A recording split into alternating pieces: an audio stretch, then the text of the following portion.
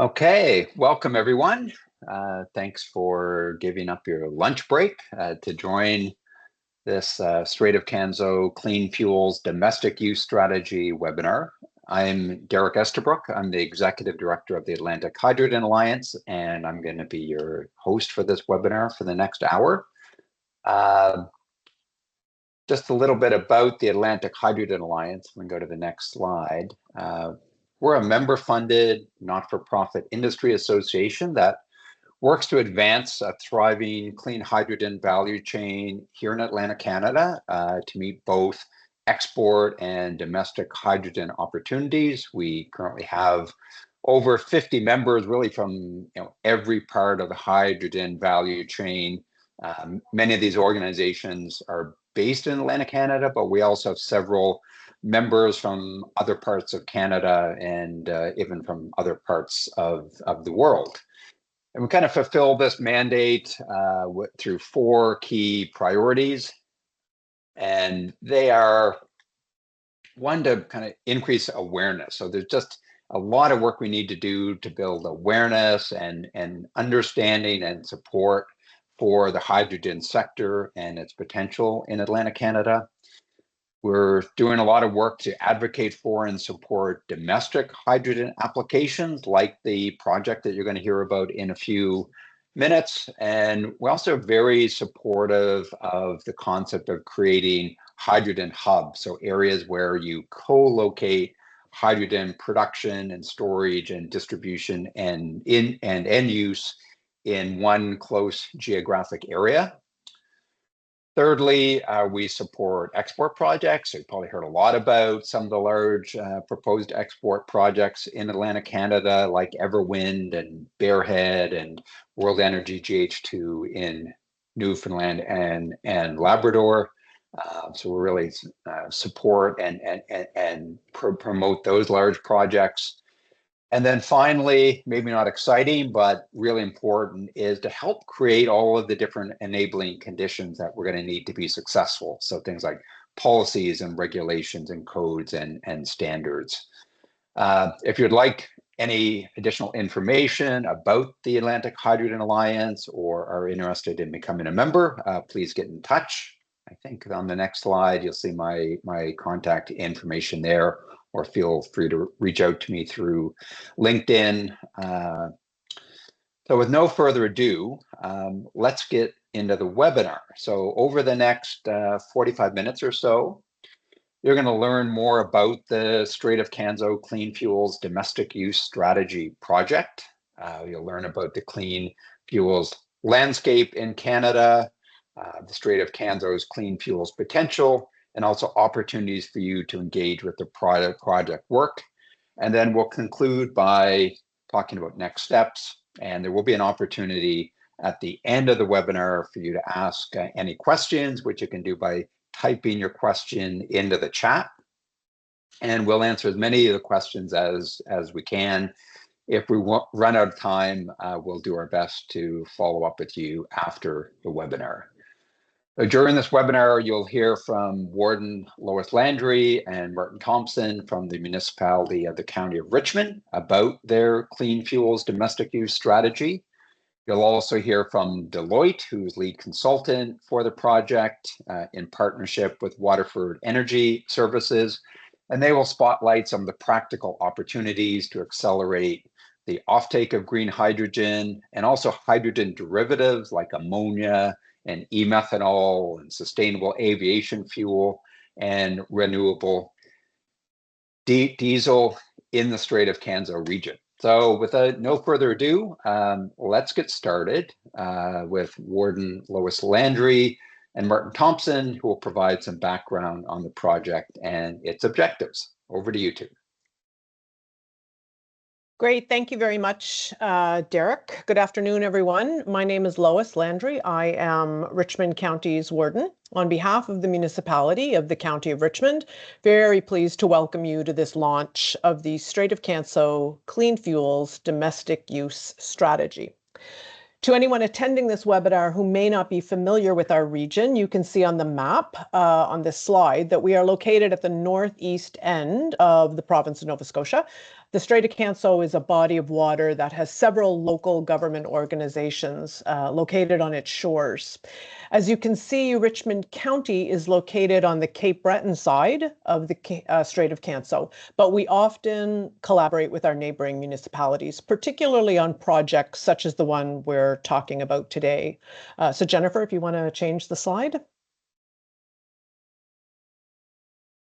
Thanks. A few points we'd like to mention as we begin this webinar. Our region has always been shaped by the Strait of Canso and the industries that call it home.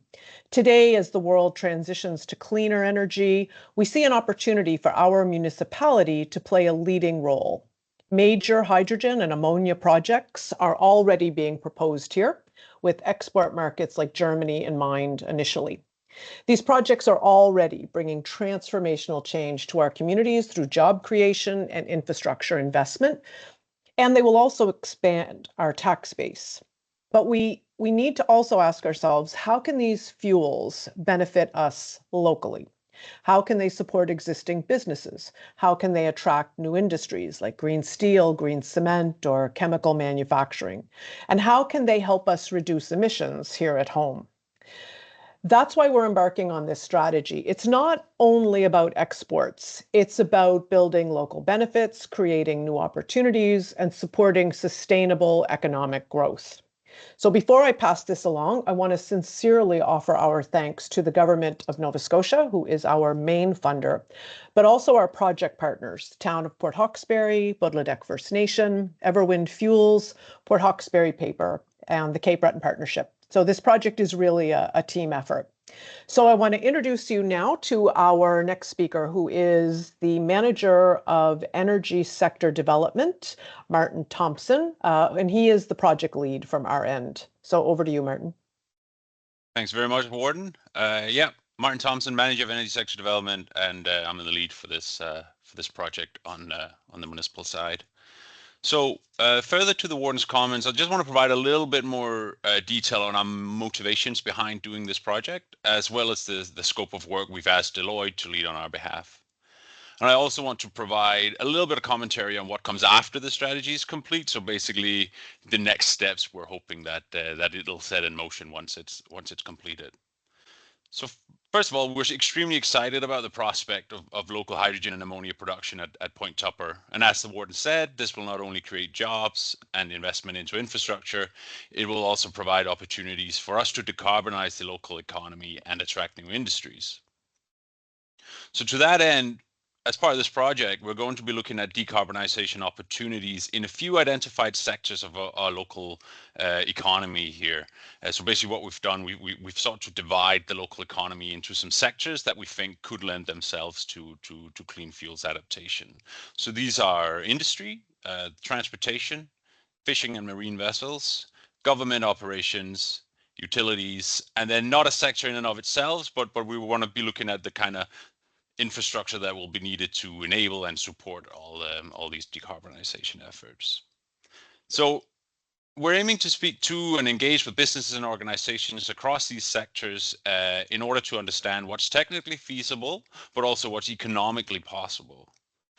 So in order to do this, this will involve jurisdictional scans of case studies from elsewhere, some in-depth stakeholder engagement activities, which will include, we're sort of kicking them off today with a webinar, but we'll also have a questionnaire survey. We'll have site visits, we'll have industry workshop, and there will be surveying policy mechanisms that sort of can help speed up decarbonization efforts at the local level as well.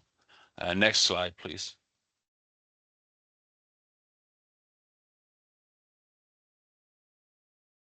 So Deloitte's been at this for a couple of months now, doing the sort of desk-based end of activities. Today we're kicking off the more public-facing engagement activities, and at this, so we're still fairly early in the process of this project, but at this early stage we are, of course, already mindful of the steps coming following the completion of the strategy. So we're hopeful that this work will enable us and the wider community to do a couple of things. So firstly, we want to have identified concrete opportunities for the local use of clean fuels and involve local organizations in this work. So together, we hope we will have identified the most feasible paths forward. And the intention is to having equipped our local organizations with the knowledge and the tools that they need to start taking steps themselves in adopting and implementing clean fuels in their operations.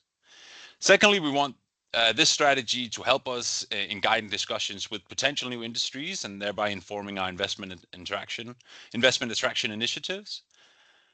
And thirdly, we really see this work as a foundation for future collaboration as well. So making sure that municipalities, First Nation communities, businesses, organizations, provincial and federal governments are all aligned as we work to advance local projects.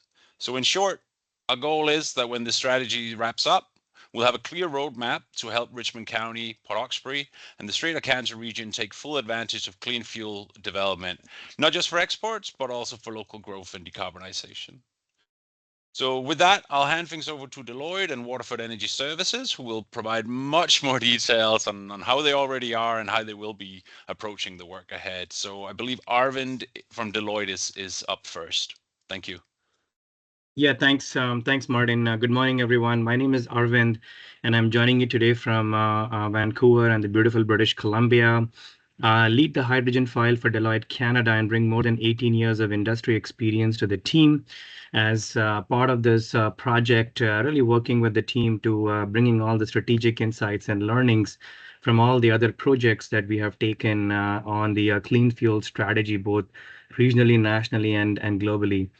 We are as well truly excited and thankful for being chosen to be working on the clean fuels domestic use strategy for the Strait of Canso region. We had Deloitte, we have had a lot of experience in supporting communities, governments across the country, and we are hoping to bring a lot of that learnings and experience in for the Strait of Canso region on the clean fuel strategy to figure out where to play and how to win. Next slide, please. So I just want to start in giving a bit of an overview on the fundamental shift in how jurisdictional, regional governments, and even most recently federal government is thinking about energy transition. I would say until a few years ago, there was a lot of push on optimizing for decarbonization, predominantly at all cost. But now there has been a more, that conversation has broadened significantly. In addition to reducing emissions, now jurisdictions, governments, and federal governments are trying to prioritize energy security, affordability, and reliability, all critical factors that support sustainable economic growth.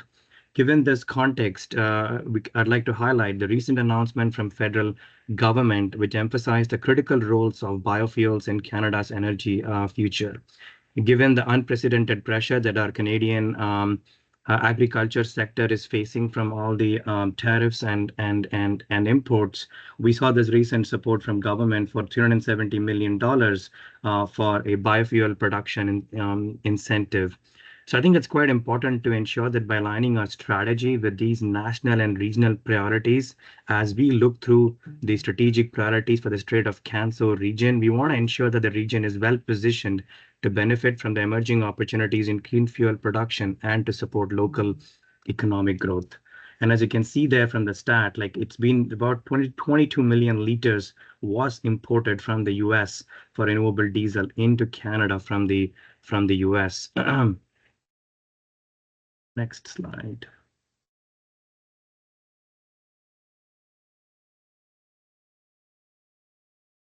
So our, as it was shared previously by Derek, our current focus is specifically on green hydrogen and its derivatives. This includes green hydrogen in itself, ammonia, methanol, sustainable aviation fuel, renewable diesel, all produced using low carbon or renewable processes. By concentrating on hydrogen and its derivatives, our strategies to identify some of the most promising opportunities for decarbonization and economic growth in the region. Some of the industries and sectoral focuses for the scope of work include looking at opportunities in heavy industry, marine applications, freight transportation, aviation, fleets, and utilities. Next slide.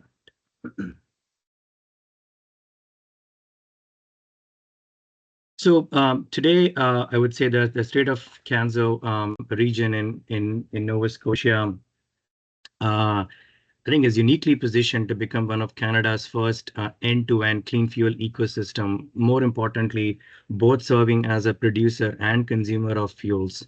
So while we all know there is significant industry attention on clean fuel exports, this report and this study primarily focuses on domestic end users, examining the entire value chain from feedstock through production, distribution to local end use. We believe the region's infrastructure, deep water port access, industrial base, access to some of the key geographic markets, I think provides a strong foundation for developing and scaling clean fuels such as green hydrogen and its derivatives. Recent developments that we saw for major projects advancing under Bill C5 and the government's continued support into the Nova Scotia region, such as the engagement from federal leaders, such as the ECCC's minister visiting Everwind's facility, in our view, signals strong government support for the clean initiatives in the region.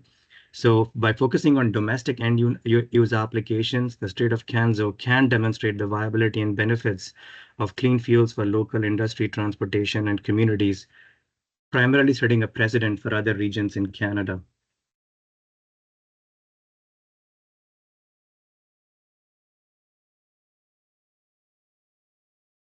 I like this visual. It kind of shows the role of support mechanisms for hydrogen-derived fuels.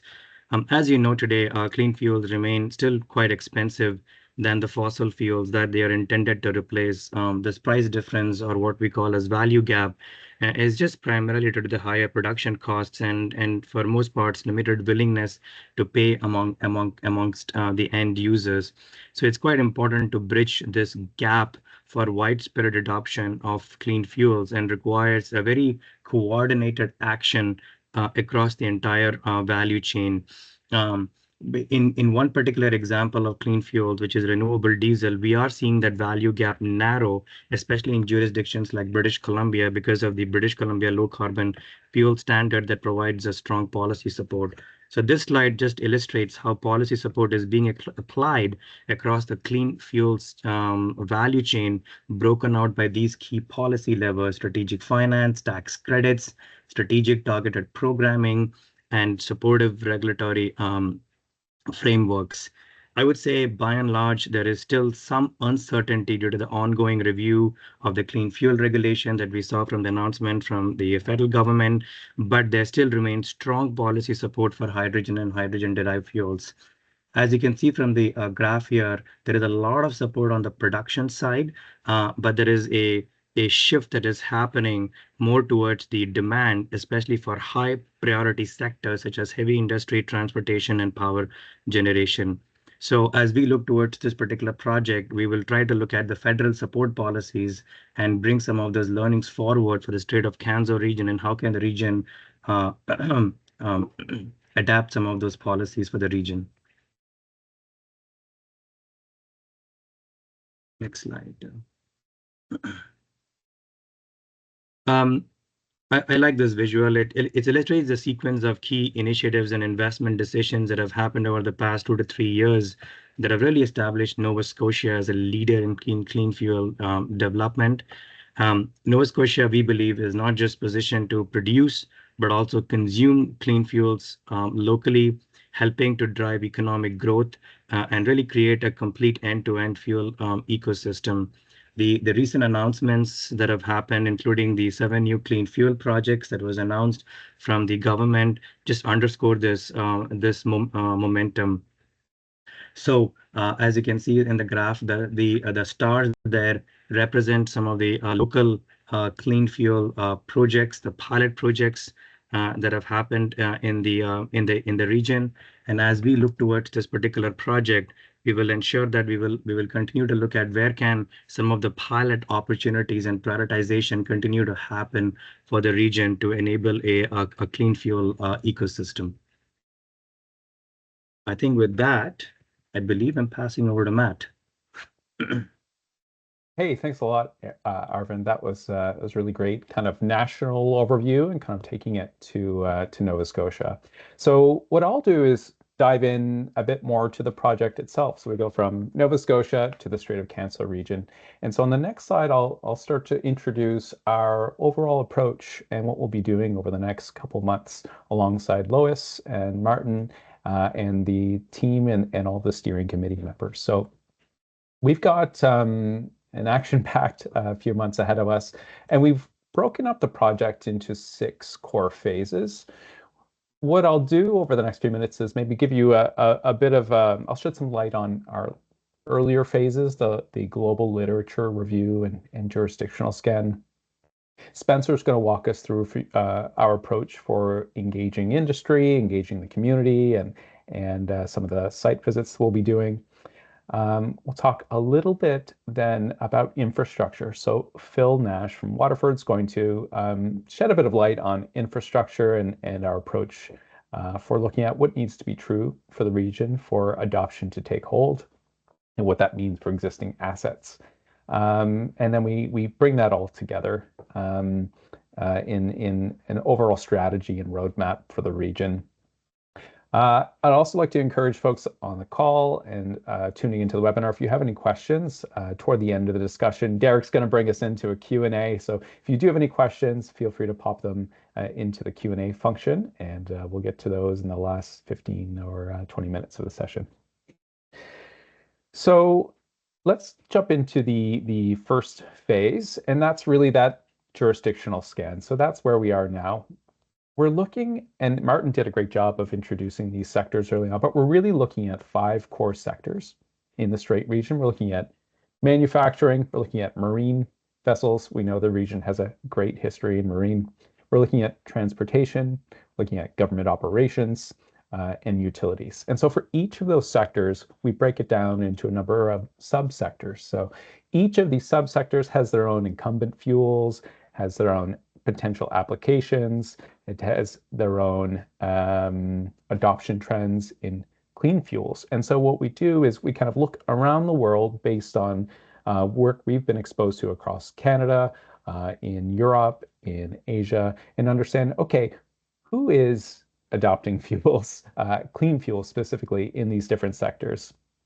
What are the potential applications from process heat, using high heat applications in heavy industry and processing plants, to mobility fuels, getting vehicles moved around, sustainable aviation fuel in the aviation sector, blending hydrogen into natural gas for utilities, and electricity creation. So what are the kind of potential applications around there in the world?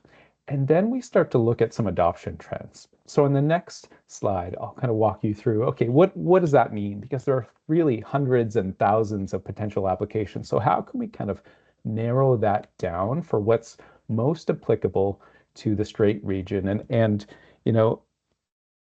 I totally forgot to introduce myself, Arvind, as part of it. So I will say my name is Matt, and I lead our energy transition work in Atlantic Canada. In post, we'll of course edit this to the beginning of my section. And so have been really lucky to work with Martin over the past few months on this, but also Derek as part of our broader green hydrogen work and developing a supply chain strategy for green hydrogen in the region. And so really I'm interested to see the other side of that. So there's production, there's large scale export projects like Lois said, and then there's how do we use it? How do we become in the Strait region customers, amongst the first customers of clean fuels being produced in our own backyard? So that's what's really exciting for me. So in our literature review, so we look at all those sectors and subsectors. We look across all 5 fuels as well. We look across green hydrogen, ammonia, e-methanol, renewable diesel, sustainable aviation fuel. And then we'll begin to understand, okay, where are these fuels applicable in our different sectors?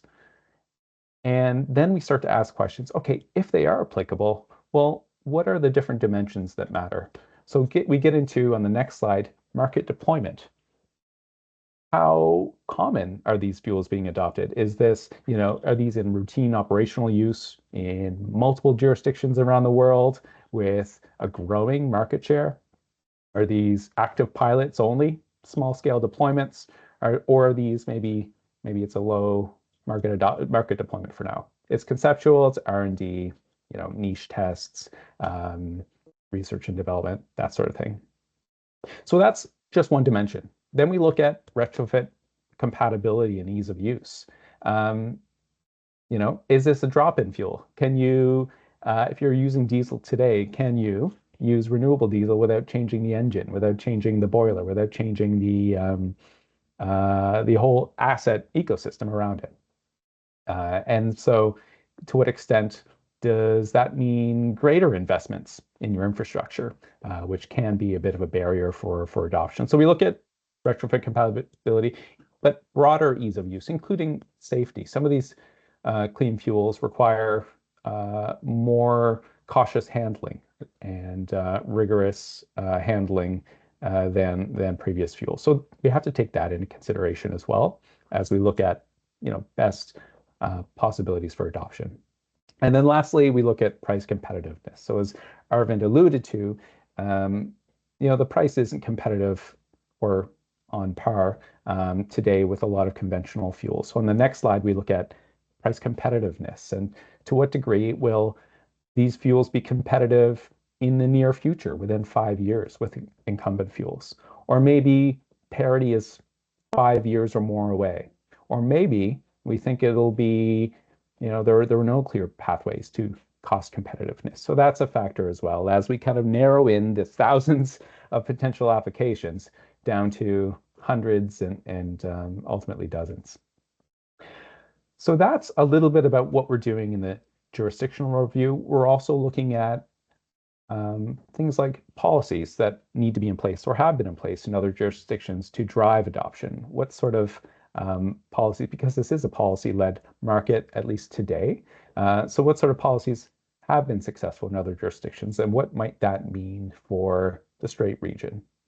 And also, what about economic development, where, in jurisdictions that have deployed LNG and made major capital investments, what has that meant for attracting local industry? What has that meant for investment attraction efforts?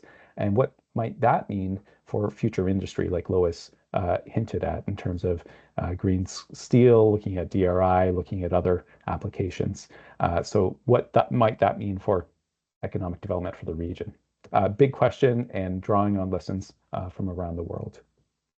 I'll hand it over now to Spencer, who will maybe dive a bit deeper into our industry engagement and where we take the insights and lessons learned and potential applications and kind of bring them to industry. So Spencer, why don't you introduce yourself and tell us a little bit about what we've got planned? Yeah, absolutely. And thanks, Matt, for the handover there. So yeah, before I describe the engagement portion, I'll quickly introduce myself. So my name is Spencer Ravening. I'm a senior consultant with Deloitte in our strategy and energy transition practice. I spent the majority of my career focusing in the energy, resources, and industrial sector. And over the past couple of years, I've had the privilege of really growing our hydrogen and low carbon fuel practice within Deloitte. Which has allowed me to work on a number of different projects all across Canada and including the US too, including the hydrogen supply chain project that Matt mentioned earlier that we are currently wrapping up with Atlantic Hydrogen Alliance, Energy NL, Net Zero Atlantic, and the Atlantic Canada provinces and federal government. And so what I'll be speaking to today is really, like Matt and Martin alluded to, our approach to taking our global literature scan of how clean fuels can be used across different sectors and translating that to the local context for the Strait of Canso organizations. And really why we want to do this is to make sure that our domestic clean fuel use strategy really captures that local operating context for those organizations within the Strait of Canso. And so to really capture that local operating context, we have 3 modes of engagement currently planned for this project. The first one, which Martin mentioned earlier, is a questionnaire that we are sending to organizations throughout the Strait of Canso area and in surrounding areas too, those that use fuel today and could use clean fuels in the future. And what we're really hoping to get out of this questionnaire as well is more quantitatively the opportunity for clean fuel adoption by asking for order of magnitude fuel use volumes to then understand what is the level of clean fuel opportunity for the region, as well as identifying how fuels are used within each sector and subsector that Matt walked us through just now. Additionally, we're also hoping to get a current sense of clean fuel knowledge within the area, as well as other opportunities or challenges that are maybe already on organizations' minds when it comes to clean fuels in their own operations. And what this will allow us to do is really refine our strategy, our recommendation, our report, as well as the site visits and workshop, which I'll speak to next, to make sure that local context is captured. And so on that, the next mode of engagement that we have planned are these site visits. And really what this allows us to do is double click on select organizations and their specific operating contexts and their facilities to really understand the technical readiness, the technical requirements, and maybe the equipment and infrastructure needed for them to adopt clean fuels within their operations. And so again, this allows us to come in with a more unique understanding of some nuances that might not be captured through a literature review or through general understanding, and to capture those unique operating contexts for some organizations that we can then filter in to our report and our strategy.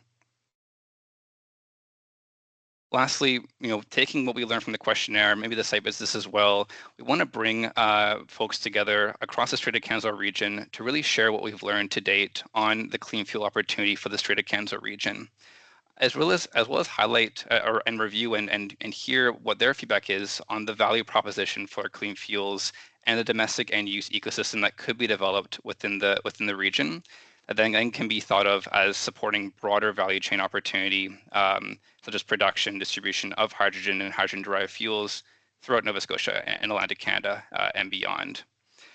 And so, like the questionnaire, like the site visits, the workshop will also allow us to get that local context to then add into our report and develop tailored recommendations and next steps, as well as really understand what the role organizations could have in developing a domestic clean fuel ecosystem and what priorities they see as being the first to tackle. And so that's a quick overview of the engagement that we have planned for this project. I'll turn it to Phil Nash now, from Waterford, who will introduce himself and describe their role within the project as well. So Phil, over to you. Great. Thanks, Spencer, Matt, and then the rest of the Deloitte team. So Phil Nash, Operations Manager with Waterford Energy Services, or WESI, located in Halifax. We've been around since 2003, working various energy projects throughout Atlantic Canada. And in the last 5 years, we've really had a team of us that have concentrated on renewable aspects and studies and different projects. Previously, we completed a study for the Strait of Canso, which was looking at the infrastructure strategy report that we finished up late last year. So some of you on the call may be familiar with that. So building on some of that work that we did and familiarity with the Strait of Canso, we're partnering with Deloitte to help drive this study forward. And for us, we're going to look at the infrastructure piece. So what we see on the left of the screen is an electrolyzer plant. So producing hydrogen, and that's the expectation of some of the large projects that have been announced in the area. And so for our domestic use, we're trying to say, how do we turn that into something that regular users can see and have ability to access? So whether it's a marine facility shown in the top, or a refueling station for heavy transport, for delivery, or even local vehicle transport. How do we do that, and where do we do that within the Strait of Canso? Where maybe are opportunities for that? The next slide.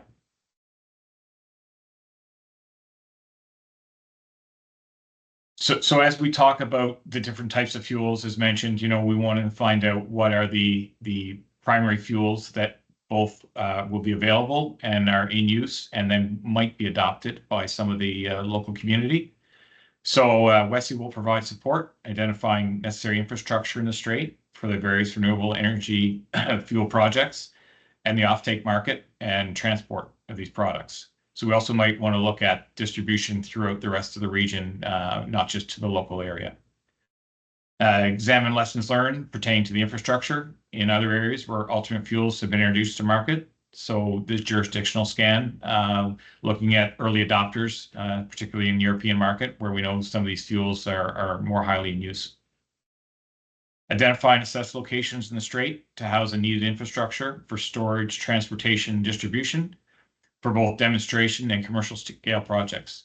So we know we're talking about these large scale projects, but there's also opportunity for demonstration scale or smaller projects to take place in the area, and they may be even earlier projects in order to help further the industry.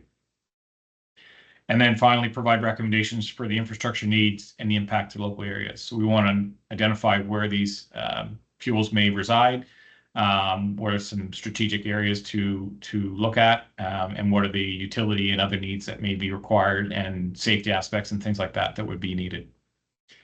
So I'll turn it back to Derek. Thanks, Phil. Okay, so we have a few minutes left for questions. We're getting a few questions in. See where to start. Maybe a question for you, Arvin. What do you think are the biggest technical barriers for domestic adoption of clean fuels in the Strait of Canso region? I'll kickstart here and then invite my colleagues to add. We will have to answer that question by looking at it from a fuel lens, specific fuel types. We're talking about hydrogen and its derivatives, and also look at that from a sectoral lens. But generally speaking, I would say there is technical and there is also economic barriers. From a technical barrier standpoint, I think the biggest one is essentially, by and large, it comes down to the production and the availability of the fuels, and in many cases also the competitiveness and the price point. In terms of some of the other technical barriers, at least in cases of hydrogen, some of the other barriers we are seeing, essentially it comes down to transport and storage of the molecule. It's still quite expensive. Some of the other technologies are still evolving. I still think there is a couple of some of those barriers that we still need to overcome. But looking into my Deloitte team, anything to add there, folks, on the technical barriers? I think I'll add in that, Arvin, you mentioned this earlier, but just on the value gap that might exist between the incumbent fuel, how much the current fuel costs, and what a new fuel or clean fuel could cost, and there's a gap that exists today, and ideally you get it within price parity of the traditional fuel, but you can also get it to the willingness to pay level that some organizations might be willing to pay a premium for a lower carbon product, and what we're seeing in our work is that willingness to pay really varies between different industries and sectors as well. And so I think you mentioned this earlier, but just when we think about the technical and also the commercial and economic lens to it too, it's a fuel by fuel, but also a sector by sector conversation to really understand how do we close that gap in addition to technical, but commercial as well, to bring that cost within the value gap, the willingness to pay. And Matt, I see you came off mute there. So anything to add? You're really perceptive. I think another one that jumps out to me is just inertia. Like, we are using incumbent fuels today, works really well for our business, our organization, our sector. So there's just base level of inertia. If it's working well, don't mess with it. So I think part of what I'm really excited about, that Martin and Lois and the steering committee and all the funders of this project have made a priority is, what are the first steps? If an organization, a business, an industry, a sector is interested in decarbonizing their operations, or if their motivation is to become first customers of the proposed large scale producer projects in the region, where might they start? So what I really like about this project is the outcome is not academic. The report won't be at the sector level only. It'll be identifying candidates for feasibility studies. Here's where you might want to look next. Here are the available supports from government and other sources that can help you cover part or all of the costs of a feasibility study. And there's some great work that's been done in the region already. I think about Port Hawkesbury Paper that's done some great work with Net Zero Atlantic, looking at uses of green hydrogen for industrial heat in their operations, alongside Shaw Brick, and I believe Michelin was the other operation in a different part of the province that was looking at green hydrogen for industrial heat. But doing those sorts of feasibility studies is kind of that first step. So how can we get from where we are today to understanding what are the opportunities, and then what are those next steps? So I think that's for me kind of a part of the human problem on top of the physics, on top of the logistics. Okay. Matt, I'm going to put you on the spot with this question, at least to kind of kick this off. So to build on the point you were just making, what do you think are some specific industries in the Strait of Canso that are best positioned to adopt some of these green fuels, whether it's hydrogen, ammonia, methanol, or renewable diesel? That's a really great question. And I think we're still in that part of the project. I think there are a couple of really great candidates, and this is somewhere that Arvind and Spencer are kind of light years ahead of me on. But I think about methanol and that being a really great candidate for commercial shipping. So we think about the Strait region, we think about the great history of the ports and the movement of goods. So I think commercial shipping and possibly ferries, a little bit farther out beyond the Strait region, but we've got two really great ferries through Marine Atlantic and through Northumberland that go to Newfoundland and Prince Edward Island. So possible candidates for methanol in the future. Another couple sectors I think would be transportation and even fishing fleets. So that part of the marine sector that could be really great candidates for fuels like renewable diesel or green hydrogen in a number of these cases. Sustainable aviation fuel certainly comes to mind. We think about the airport here. We'll have to look at the time frame and what makes sense. But there are projects pitched, as you well know, Derek, to look at producing sustainable aviation fuel in Nova Scotia. So while a lot of that output would be geared toward kind of major centers, could we use that here? Government operations, I think, certainly maybe one area we looked at that might be the last area to look at would be like emergency services. So I think about some of the discussions we had early on. I don't think we're going to jump at ambulances and fire trucks as the first candidates for these fuels. But a lot of the other operations could be really good candidates. And again, we will have to look at availability of supply of some of these fuels. And then, I think in the manufacturing sector, processing plants, that sector that's using kind of high heat applications. That's been one, and we hinted at it a little bit earlier, but that's certainly one. Lots of others. So maybe Arvind and Spencer and others, I'd give them a shot to kind of layer on. It's a good question. Anything for you, Arvind? No, nothing much to add there, other than I think renewable diesel is one. At least in other regions, we are seeing renewed enthusiasm, investments, opportunities, given the recent federal announcement as well, to be able to kickstart that into our own end users, especially for commercial freight transportation, where there is no engine changeover required. Yeah, and maybe I'll just build. I'll throw it over to you, Derek. Sorry to jump on top. That's okay. I'll give a really non-technical answer because I'm not a technical person, but I think there's an interesting evolution happening where even a couple of years ago, the focus on adoption was very much on hydrogen fuel cells. So, using hydrogen to produce electricity to run an electric motor. And, it's very efficient to do that, but it's fairly complex. And we're experiencing kind of the complexity of trying to transition from internal combustion engines for passenger vehicles to battery electric, because you need new vehicles and charging infrastructure and all of that. So the evolution we're seeing is now to more of these type of drop-in fuels or dual fuel engines. So you take a truck that has a diesel internal combustion engine today, and rather than replace that truck with a fuel cell truck, you retrofit the internal combustion engine to be able to operate on dual fuel. So for one, it's far less expensive, costs $100,000 or so to convert that truck to dual fuel. It can now operate on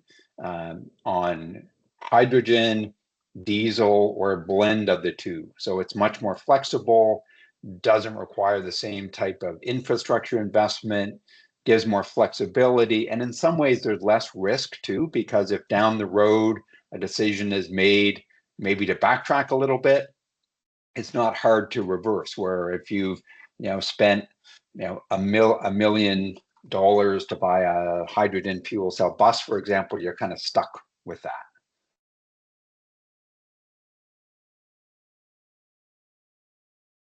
Okay.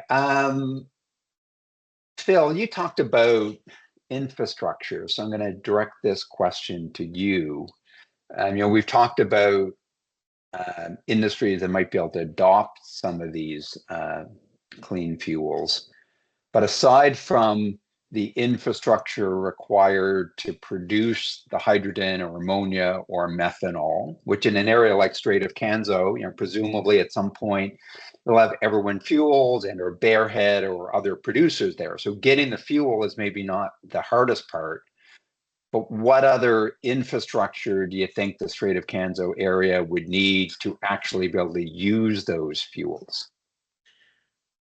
So yeah, so it's good question. It's certainly vary based on the type of fuel. So when you think about things like sustainable aviation fuel, it's a not as hard to handle fuel. It's not much different than diesel itself. So non-pressurized tanks and storage facilities and typical regulatory environment can handle that type of fuel. When we look at hydrogen, we're looking at a different product. It's stored under pressure. Obviously, the volumetric, you need some larger storage facilities if you want to have a large area or large capacity available, and that's going to be under pressure. So we need to think about the location of that facility like that, the safety surrounding both the facility and the surrounding area. So those types of questions are going to be thought about and try to best determine, where we are close to a market. Obviously, that's important, but to maintaining the appropriate regulatory piece, safety aspects, and things like that, with whatever type of fuel that we might be looking at. Okay, thanks. We have a question here around government policy, and I think Spencer, you touched on this, so I'll get you to at least start answering this question. So, and the question is, how does government policy at either the federal, provincial, or municipal level, how is that policy supporting domestic adoption, not just exports? And I think the question is because here in Atlantic Canada, most of what we hear about hydrogen is policy to support the large export projects. We don't hear as much about policy to support domestic adoption. Mm-hmm. Yes, that's a great question. And what comes to mind right away is that value chain slide that Arvind talked to earlier, and just reflecting on that. I'll go back to what I said about the value gap between the price points between these different the current and new fuels is. You can kind of think about the support mechanisms that are available from two lenses. Is it on a production side support mechanism, or supply side support mechanism, or a demand side support mechanism? And one kind of creates a push throughout for hydrogen or clean fuels throughout the value chain. Other one kind of creates a pull. And I believe Arvind mentioned this earlier, but traditionally what we were seeing is a lot of production side support mechanisms, such as investment tax credits that are available.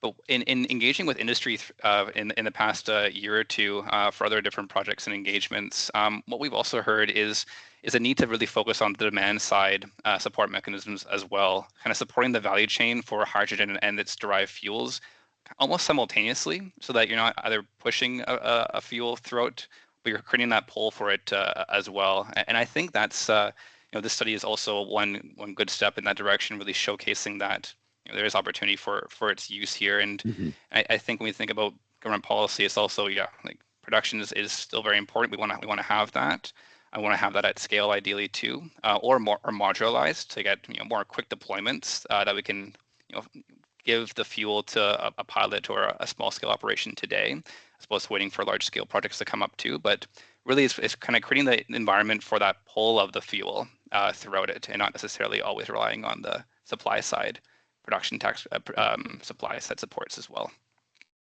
Okay. We've been talking a lot about. Sorry. Oh, I think Arvin, you're going to mention something else there. No, let's go to the next question. It's fine. Let's go. Well, okay, Arvin, you can try to slip your answer in. I was just going to give some very to build on to Spencer. I was just going to give some very specifics of what has worked in other jurisdictions, like in British Columbia, the BC LCFS has really worked in that jurisdiction to spur adoption of domestic clean fuel. Something which we can absolutely look at how might that work for the government for the region of Nova Scotia. Sales mandates are also in place. I know it's still being a reviewed process, but they also certainly do and exert market and economic pressures on the region. And also, I was going to say the other incentives and rebates. But again, those incentives and rebates have to be very targeted, very specific to very specific end users to be able to create that initial demand pool. Sorry, Derek, back to you. That's okay. Thanks.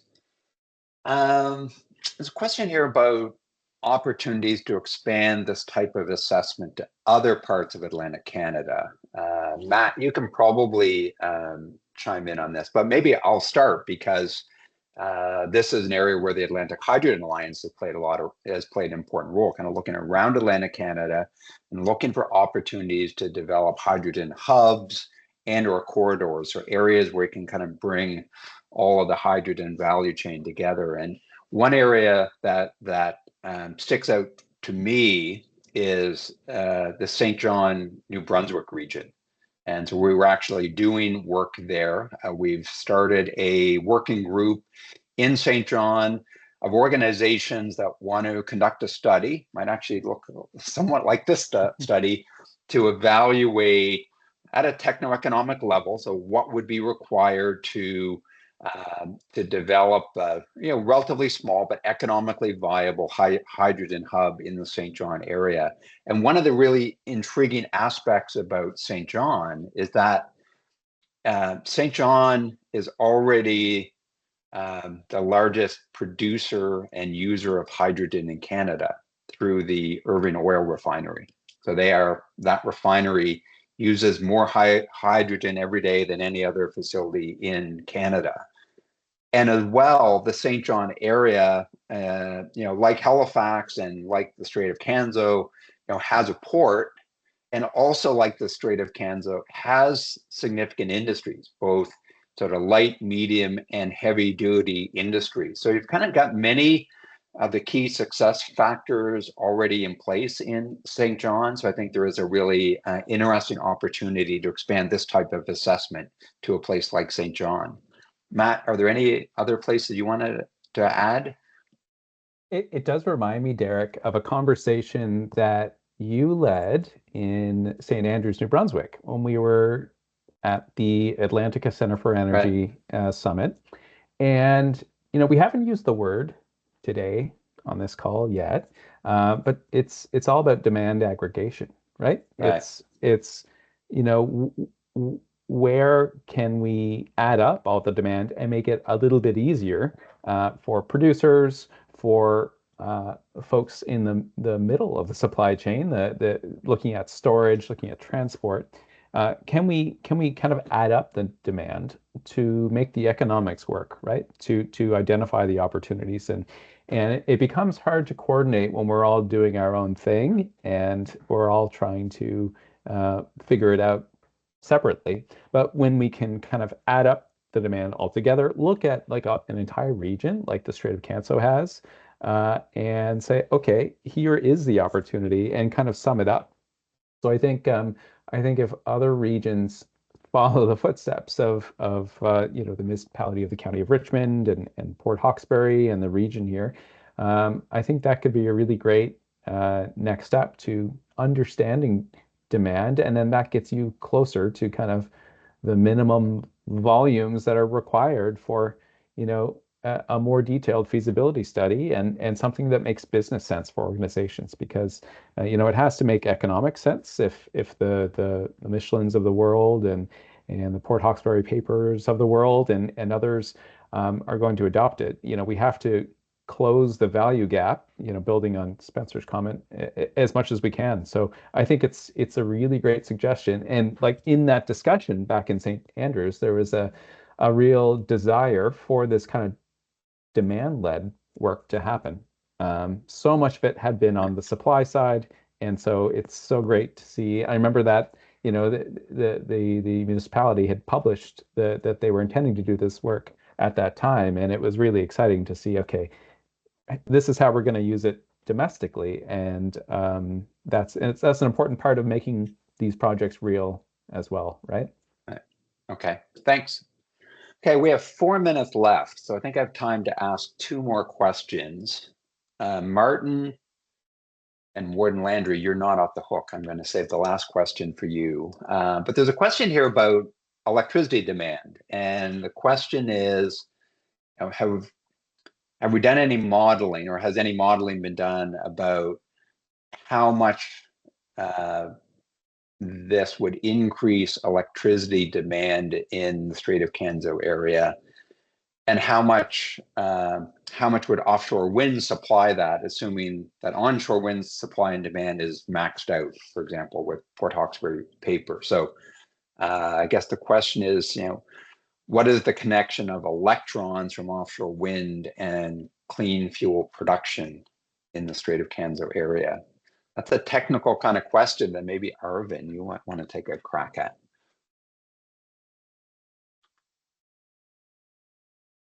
I'll let Martin and go if they have a point of view. Otherwise, I can get started. Sure, I can maybe just quickly say that although it really is, it's about electrification, right? And offshore wind, we're hoping will be coming online, and we know with terms of grid capacity is an issue for all that power. So some of that power is being planned to go straight into electrolyzers or other electricity hungry facilities. But what's the interplay there? So I'll leave the technical stuff to Arvin, but I might just say for this study, electrification isn't part of the scope as such. However, it will be part of the discussion throughout, because some of the applications of clean fuels, electrification will be a competitor to those. So sometimes electrification makes more sense than clean fuels adaptation, and I think this strategy will take that into account. And when that is the case, it kind of will probably focus in on the areas of the economy where the application lend itself better to clean fuels rather than electrification, but still recognizing that electrification is a viable option for a lot of decarbonization efforts.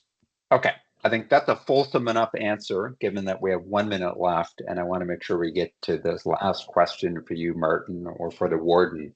So the question is, what are the next steps after this study? So we know often studies get done, reports get written, they sit on a shelf and nothing much happens. So the question is, how will the findings from this study be translated into action?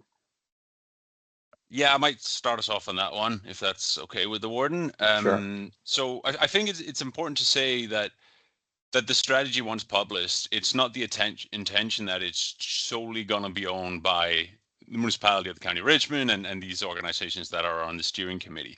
This is really where the stakeholder engagement piece is critical to all of this. So to Matt's point earlier, I thought it was a really good way of putting it. Like, this strategy, the organizations that we engage with, we speak to, that provide us with data and on their current energy usage and their kind of aspirations for clean fuels adaptation, this strategy will have something close to tailored next steps for organizations that are in their place across these sectors. So we are really looking for all these organizations to take ownership of this strategy as well, to make sure that these next steps are enabled. Now, for us as municipalities, as we saw when the Deloitte team were going through the sectors and the subsectors, municipal operations are part of the scope here. We're going to be looking at municipal public works and waste facilities, etc. So there's stuff in there we as units, as organizations, can take away and get cracking at. But again, the strategy is much broader than that. So we're really hoping that this webinar, the questionnaires, the site visits, the workshops, the once we're done and we want to bring the results out, we can create some excitement in the community and yeah, encourage some ownership. But I'll pass it over to the warden. And I guess really sort of pulling back the lens on that as well, something that we're already working on that I think will be more informed by this kind of work is, what does it mean for this county? What does it mean for this region to be on the cusp of some significant growth? So what does it mean for us as we try to navigate that kind of accelerated growth? What does it mean for us in terms of promoting labor force to make all of this happen, and housing for all these folks to live? So that's already sort of front of mind for us. And so we're super concerned and trying to get ahead of the things that could be obstacles in broader things beyond just the technical aspects. So it really helps to inform that work in the municipality. Terrific. Okay, well, I think that's a good place to end. There have been a couple of more questions come in that unfortunately we won't have time to answer, but we will find another way to answer them and respond to the people who put them into the chat. So thanks for your participation. Deloitte will send out a link to the webinar for anyone who enjoyed it so much they would like to watch it again. Thanks, everyone. There's